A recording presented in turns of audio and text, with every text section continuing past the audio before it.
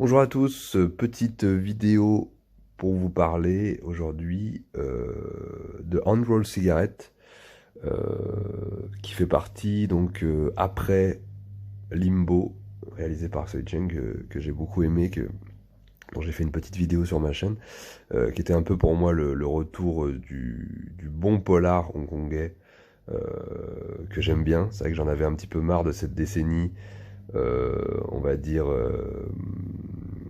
des polars aseptisés de bureau, inaugurés évidemment avec Overhead et qu'on a vu récemment avec des films comme Les Storms, la saga des Storms, voilà, où tout est un peu aseptisé, tout est un petit peu tourné dans des bureaux avec des flics qui portent des badges, qui apportent des dossiers, qui discutent, qui parlent, avec du drama hérité un petit peu de l'époque Infernal Affair. Donc voilà, ça fait un petit peu 20 ans que le cinéma de Hong Kong s'éloigne de la rue et filme les flics et les histoires de polar dans des bureaux froids et un petit peu aseptisés, ce qui correspond à l'évolution du marché. Ce sont des films qui marchent beaucoup à Hong Kong, mais aussi en Chine continentale. Donc ils s'adaptent un petit peu à un marché.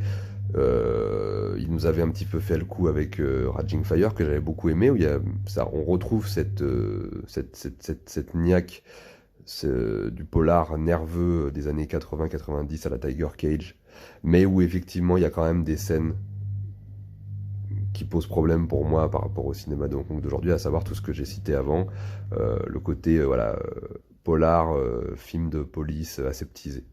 Euh, et pas toujours bienvenu et qui me gave parce que c'est pas le Hong Kong que j'aime et c'est pas le, le polar de Hong Kong que j'aime. J'ai grandi avec les John Woo, avec les Ringo Lam, avec les Kirk Wong, euh, les films d'Alex Chung, les films de voilà et du coup je retrouve pas la crasse, la noirceur, la vie en fait qu'il y a dans le cinéma de Hong Kong. Est-ce que tous ces films des années 80-90 avaient réussi à mettre en scène? Et là, je retrouve vraiment beaucoup de froideur, mais ce qui correspond aussi un petit peu à l'évolution de la ville. Mais avec Limbo, voilà, Gordon Lam littéralement fouille les poubelles dans Limbo. Et ça faisait plaisir. On sentait vraiment que Soi Cheng avait besoin de retrouver la crasse, la viscéralité de ce qui faisait la ville de Hong Kong et le cinéma de Hong Kong. Et là, donc, je viens de voir donc le deuxième film interprété par Gordon Lam. Alors, je me souviens plus du nom du réalisateur. Handroll Cigarette, donc cigarette roulée à la main. Petit film, intimiste, entre le polar et le drame. Et voilà, l'histoire que j'aime bien, recentrée sur un ou deux personnages, avec pas beaucoup de persos. Il y a une petite dizaine de persos recentrés sur une petite histoire très bien écrite, avec beaucoup de voilà, un côté social, un côté sentimental, et aussi une très belle photo. Je crois que c'est Ricky Lo qui s'est occupé de la photographie. Voilà, très belle lumière, très belle photo avec des couleurs chaleureuses, une noirceur, des appartements un peu crades de Hong Kong. Voilà, Hong Kong revient, enfin le polar en tout cas de Hong Kong revient à la rue, puisqu'ils le font déjà avec le drame, ils font des très bons petits drames, mais là voilà, ils mélangent les bons petits drames dont ils nous habituent depuis quelques années avec du polar. Et je pense que c'est ce qui manquait au cinéma de Hong Kong. Je pense que le cinéma de Hong Kong n'a plus la place qu'il avait avant. Et d'ailleurs, Hong Kong n'a plus la place qu'elle avait avant.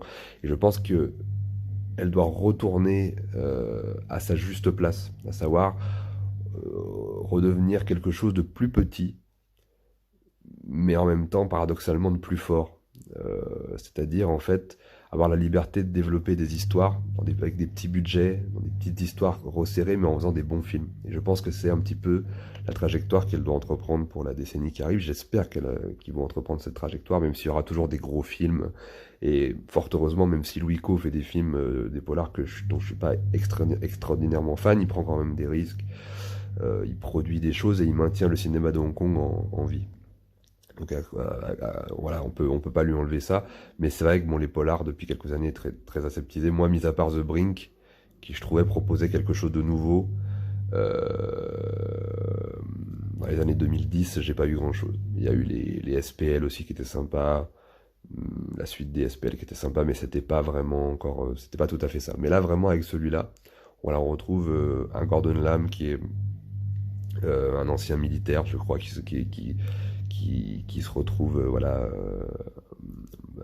être un petit voyou à Hong Kong et qui prend en fait sous son aile un, un personnage d'Indien. Euh, et parce qu'il y a beaucoup d'immigrés indiens à Hong Kong et qui parlent couramment cantonais, etc. Il y a une vraie histoire avec la communauté indienne. Le film est tourné à Chungking Mansion. Et c'est très touchant, voilà, il y a un rapport très touchant entre ces personnages. J'ai aussi deux, trois potes qui bossent dans le film, qui sont cascadeurs pour l'équipe de Sharon, dans la team de Sharon, et qui sont très cool, qui ont beaucoup de temps à l'écran, qui jouent les bras droits du méchant. Et il y a une scène notamment à la fin, absolument, voilà, il y a une seule scène d'action à la fin, toute tournée en plan séquence, là où ils montrent tout leur talent, notamment un pote à moi, Doug, qui joue beaucoup avec le feu, il aime bien, voilà, enflammer, voilà, il fait beaucoup de choses avec le feu, donc voilà, il y a plein de trucs intéressants, et vraiment les trois se donnent à cœur joie dans l'action, dans le jeu, voilà, je suis très très content qu'ils aient eu ce temps d'apparition à l'écran. Je suis très content pour eux. Et donc voilà, c'est aussi pour ça que je parle un peu du film. C'est aussi pour leur rendre un petit hommage parce que, mine de rien, les cascadeurs hongkongais aujourd'hui n'ont pas la chance de tourner dans autant de films. L'industrie est pas comme à l'époque. Et bon, bah, ils ont l'occasion de briller et de montrer un petit peu leur talent. Donc c'est cool. Voilà. Mais en tout cas, très bon film. Voilà, enfin, moi je crois qu'après Limbo, j'avais pas eu de grands polars hongkongais depuis des années. Donc là, voilà, après Limbo, dont j'ai fait la vidéo l'année dernière, voilà, celui-là, Andrew Cigarette, deuxième bon polar HK. Voilà, le polar HK revient sous des formes, comme je l'ai dit, plus localisées, plus petites. Mais finalement, c'est là où est sa vraie place. Je pense que le polar HK a du mal à se développer de manière pour les blockbusters ou alors pour le marché chinois. Les réalisateurs hongkongais ont essayé de faire du polar, ou on essayé de faire des polars continentaux, voilà, à la hongkongaise, mais je trouve que ça marche pas tellement. Je pense que voilà, j'aimerais voir ça en tout cas. Je sais pas si ça se fera, je suis pas devin, mais je pense que ce qui est mieux, c'est de retourner à ce genre de petits films très bien faits, très bien produits. On retrouve en plus des acteurs qu'on aimait de l'époque, Taibo, Chin Suo, voilà, qui reviennent. C'est très très cool de les voir à l'écran. Voilà. Et puis Gordon Lam qui incarne ça. Ça fait deux films. Deux films où il porte à bout de bras le petit polar hongkongais, mais enfin, ça reste quand même, c'est des tout petits films, mais ça reste quand même des très bons films, et voilà, des films très intéressants. Et puis surtout, après toute cette vague, comme je l'ai dit, de polars aseptisés des années 2010, voilà, il y a peut-être un retour potentiel de ces polars, mais j'espère que ça marchera. Je sais pas si ça marche concrètement, ces films, mais en tout cas, c'est pas très grave.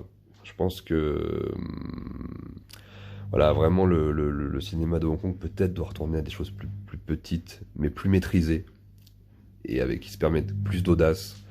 Et, euh, et voilà, en tout cas, je suis très heureux qu'ils prennent cette direction. Ça fait deux gros films. Là, j'attends beaucoup le film de Juno Mack, Son of the Neon Night, qui a eu des gros problèmes de production, qui doit sortir là, je pense, cette année ou l'année prochaine, je sais plus. Voilà, j'ai hâte qu'il sorte. Et puis évidemment, je continue de voir tous ces petits films, tous ces petits drames. Septet, j'aimerais beaucoup le voir aussi. Anita, etc. Tous ces petits films. Enfin, il y a quand même un peu de budget pour cela, mais globalement, ils sortent des bons drames depuis quelques temps. Et je pense que ça va être l'identité des années 2020, espérons-le. Les petits films, plus resserrés, avec une bonne intrigue, avec des personnages attachants, avec un soin apporté à la mise en scène. Voilà, je pense que le cinéma de Hong Kong doit retourner à quelque chose de plus modeste, de plus petit, mais qui va pas, voilà, que ça va continuer comme ça au sein de l'industrie chinoise, qui est énorme et qui fait des gros films, et des films que j'aime bien. Vous le savez, sur ma chaîne, j'en ai souvent parlé, mais je veux pas pour autant que le cinéma de Hong Kong voilà, disparaisse ou meure, et je pense pas que ça se passera. Je pense que voilà, ils prendront la direction de petits films très voilà, petits mais très importants et très bien faits. Voilà. Et encore une petite dernière chose, je vous ai parlé un petit peu, voilà, de mes potes qui jouaient dans le film. et qu'on fait notamment voilà, des petits rôles voilà, de garde du corps du méchant et aussi quelques cascades, et notamment voilà, la scène finale, je vous en dis pas plus, mais elle est absolument mortelle et ils font un travail de ouf, parce que c'est tout filmé en plan séquence.